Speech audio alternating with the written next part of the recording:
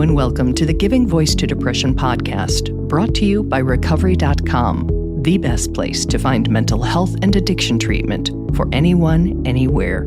Each week, we profile a guest who shares openly about their mental health journey. They share because they understand that when people don't talk about their depression or other mental health conditions, those of us who do struggle with them can feel like we're the only ones, that there's something wrong with us and that no one understands. We understand. I'm Terry McGuire, the creator and co-host of this podcast. You have my promise that we'll keep it real here. Depression is real, and we're not going to sugarcoat our discussions about it. Hope is also real, and you'll get a dose of that here too. I'm Carly McCullough, a licensed social worker and educator, and Terry's daughter. We've both experienced depression and also support loved ones struggling with it. We're here to normalize talking about depression and mental health in our communities, as well as our families. And to share real-world tested strategies that have worked for other people who have walked similar paths. Thanks for joining us. We record a couple new interviews each month and also replay some of our best ones from the archive so that newer listeners don't miss out on those. This episode is from when Dr. Anita Sands was co-hosting. Hi, Terry. Hello, Anita. With the recent change in the Suicide Prevention Lifeline number in the U.S. from an 800 number to a 3-digit number, 988, the subject of suicide has been in the news a lot, as is often the case with the subject, which we are going to be talking about in this episode. There is usually the stated or implied assumption that someone thinking about suicide is suicidal, that the very thought of wanting your life or its pain to end means immediate emergency steps need to be taken to save your life. And that's not always the case. Suicidal thoughts or ideations are actually on a scale, with one end being the thought, but with no intention of carrying out an act that would end your life, all the way to the fatal end of the spectrum, as well as a number of levels in between. With this episode, we will link to the Columbia Suicide Severity Rating Scale, or the CSSRS, which is considered the most evidence-supported tool of its kind. It's a series of 6 questions to determine immediate risk that include: in the past month, have you wished you were dead or wished you could go to sleep and not wake up? Have you actually had any thoughts about killing yourself? Have you been thinking about how you might do this? Have you had these thoughts and had some intention of acting on them? Have you started to work out, or have you worked out the details of how to kill yourself? Do you intend to carry out this plan? And the last question, have you done anything, started to do anything, or prepared to do anything to end your life? You can see that the questions are designed to distinguish between thoughts of ending your life and actual intentions and plans. That's what we mean by suicide thoughts being on a scale or a spectrum. The American Psychological Association and other sources note that most instances of suicidal ideation do not progress to suicide attempts. Today's guest, Wally, really wants people to understand that, because he wants to be able to start and have public online discussions about suicide without being reported or having people react in ways that worsen his mental health. Because for Wally, suicidal thoughts are a daily occurrence, and Wally's far from the only one. Here now is Wally, giving his voice to depression.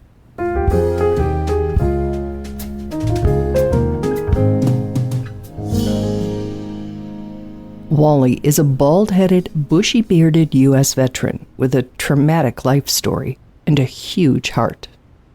You can't even say the S word without people freaking out. So I get the panic. I totally get it. I've learned to ask questions instead of panicking. And Wally says that's one of the reasons that people who think about suicide often keep that fact a secret. And I'm like, I'm sorry, but suicide is a thing and things can be talked about. When we attach the stigma of shame and guilt to these words, then, we send a lot of conversations into the closet. I don't like how we force conversations into the dark because we're afraid of a word or because we've stigmatized that word. And I might feel strongly about that. Before we shifted from the topic of suicidal thoughts in general to Wally's own, as well as other personal details of their life and mental health journey, we told Wally what we tell all our guests. The episode is yours, and the process of making it should feel more like a conversation between two people who believe in the power of shared stories than a grueling interview. Oh, also, I just want to say, which I should have said at the beginning, even those of us who talk about this stuff and ourselves regularly doesn't mean at any given moment in any given day you feel like it. So if I ask anything and you don't want to answer, just say, I don't want to answer that. And if there's anything you think is important for our listening audience to hear, and I don't prompt it, say, hey, this is important. This is your story. We don't talk about this in open terms, It's almost not possible to say, I'm having suicide ideation and not have 3 or more people jump in trying to save you. I'm not in a position where I need to be saved. I'm in a position where I'd rather talk about anything but that because I'm managing it and I want to have a life too. So, and that's kind of where I am with it on my wall, on my feed on Twitter. It's like, come talk about it. Come talk about every part of it. Pretty much every part of Wally's personal story involves pain. They say they regularly live at about a 7 out of 10 on the pain scale, though lately it's been closer to an 8. And it all started in childhood. It's so hard to raise good parents. I loved them, and I can't say that I wasted that love or anything, but it's like nothing good ever came from it. Not one thing, I did grow up, and I left at 16, with broken ribs and broken jaw and a bleeding liver and parents. I'm like, parents. Wow. I don't know what else to say, No, there's nothing else to say. Wally says as soon as they turned 18, they joined the Coast Guard, where they were well decorated and well respected. And honestly, the Coast Guard was the best thing for me. It showed me how to do hierarchies of planning, how to plan to come back, how to plan to be safe, how to do maintenance and how to check your tools and how to be accountable and how to have integrity. And along the way, I had several people teach me some very hard lessons. I made some massive mistakes. Oh my goodness. So I learned some very hard lessons. And every time, because I would just bounce back and start performing again, I'm like, well, this is what I do, During that service, Wally fell 45 feet from a cliff, sustaining more serious and lasting injuries. Like I say, I basically broke every bone on my body from my skull to my right knee, pile drived my right wrist and forearm. I spent 2 years in the hospital. That's one of those things, it changes everything. Within a few months, had become chronic, and I had to accept some things. And I'm pretty hard-headed, and I can't accept the unacceptable sometimes. It takes me years. Wally's hard head has also been seriously injured. So I've got three traumatic brain injuries. I've got 15 documented concussions, and I was on clonazepam, a heavy dose, for 11 years, and I had some brain shrinkage and damage. And it's just a lot to come back from. My brain doesn't always do what I think it should, what I want it to, and I can remember how I used to be, and that's a very sore subject. That's where a lot of my toxic self-talk comes from. Oh, this used to be so easy. And then I can just beat up on myself in a death spiral. It's beautiful. It's flawless. Thank God for mindfulness, but it can take a half an hour to fire up on those because those are potent. Those are true. And when the pain and those thoughts are chronic, as they are for Wally, they can understandably breed a sense of hopelessness. Yeah, the suicide word. I mean, I wake up in the morning into what I call my pain body, and I'm just completely inundated. It's like, oh, this is the rest of my life. And there it hits me right there every freaking morning. And so I have an hour that it takes me just to get my shit together in the morning after I wake up. I have a routine and a ritual, and I just mindfully dismiss everything and dream things, trauma, from childhood, all those wrong emotions that are still hanging around in your heart and your head and stuff. It's like, no, you got to go. You're not real. I tested. It's like, is this from yesterday? Did I feel this? What's this about? And so every day I'm like, this is the rest of my life. I'm like, oh, shit. Sorry. It's okay. But, I'll bleep it. I was a sailor. So it's real that they swear like a sailor is a real thing, huh? Oh, my goodness. Yeah. Wally posts about that reality, the chronic pain, not the swearing, on their Twitter feed, deliberately provoking uncomfortable conversations. Wally writes, quote, "There is a distinct difference between suicide ideation and suicide planning. I ideate nearly every day. The pain's that bad. I'm not suicidal at that point. Don't try to save me when I'm talking about ideation. Ideation is normal for me. I manage it." Close quote. Wally manages it consciously and daily. They use what they've learned works and keep trying to develop more tools. So for the last 16 some odd years, I had this guy who was a mentor, and he taught me about tools and sent me to CBT classes. It's meant 3 times to learn CBT, 3 times to learn DBT. I'm a little slow. Mindfulness, I've been just practicing it forever. I can bring my heart rate from like 200 on a bad anxiety attack down to 60 now in about 20 minutes. Wow. Just with my breathing.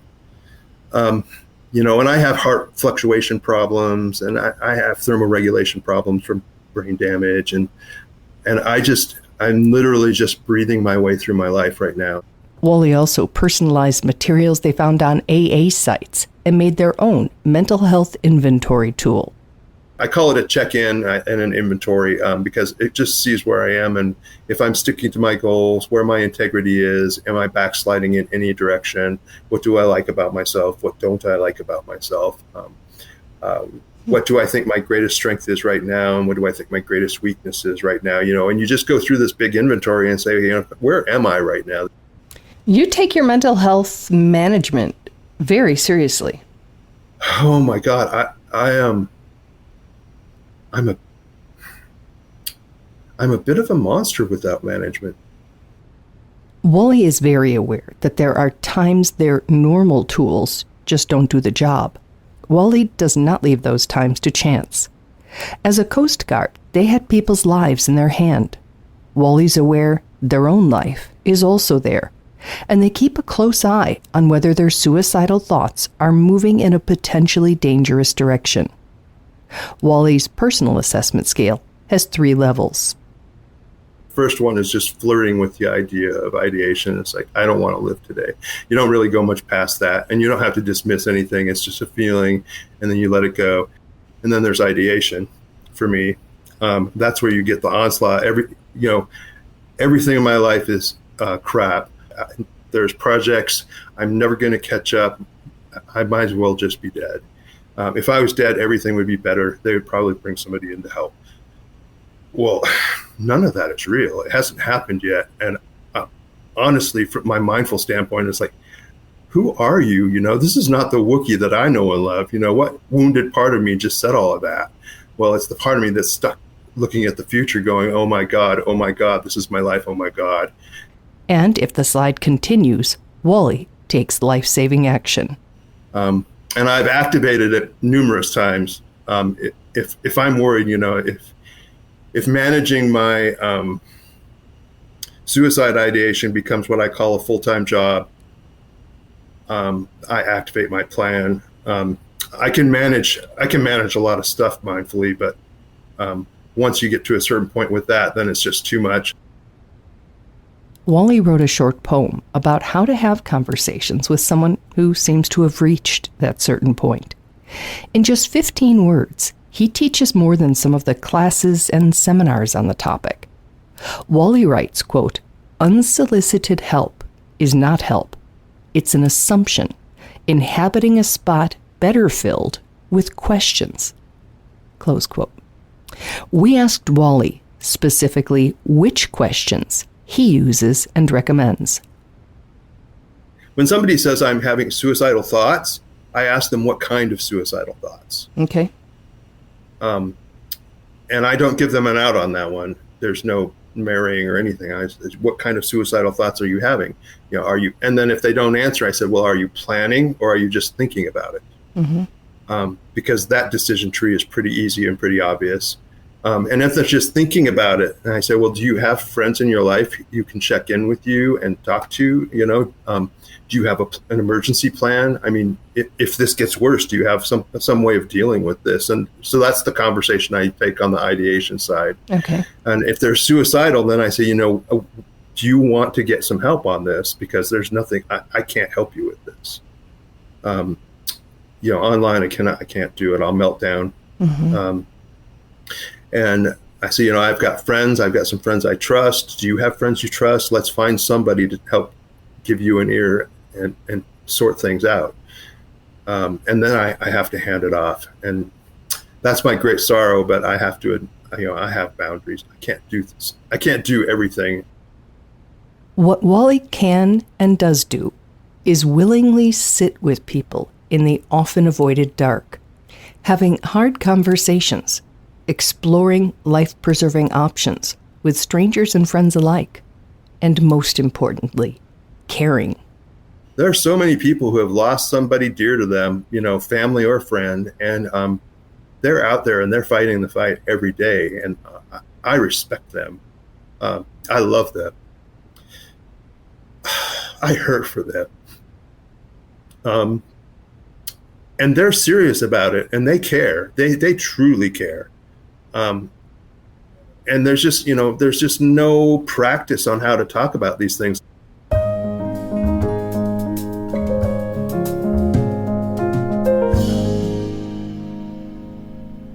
Wow, Terry, that was pretty amazing.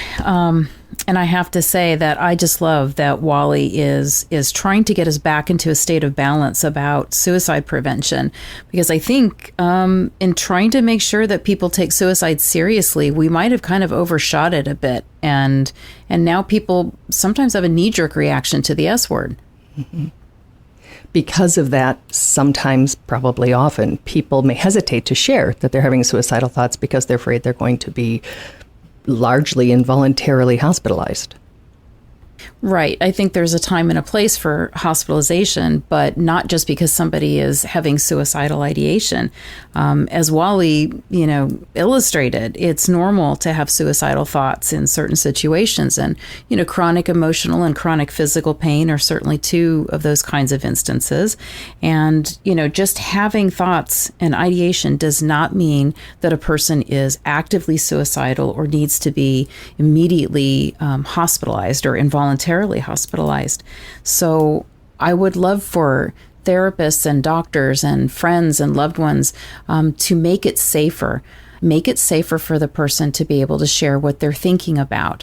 And I think then getting them access to whatever level of help that they need, whether it's, a crisis hotline 988 or speaking with a therapist or a doctor, or perhaps even, going to the emergency room or to a hospital, whatever is appropriate, then you have a person who has felt heard, understood, and hopefully sees the need for whatever level of care they might need then.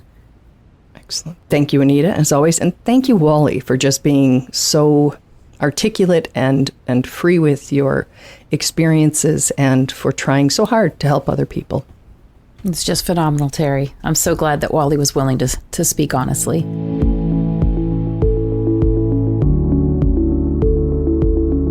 We really hope that this discussion helps give some language or context to your own depression or ideas for how to support someone else in your life living with it. We invite you to check out the hundreds of episodes in our archive and to explore both the Resource Hub and treatment options on recovery.com. Depression is too dark a road to walk alone. We'll be back next week.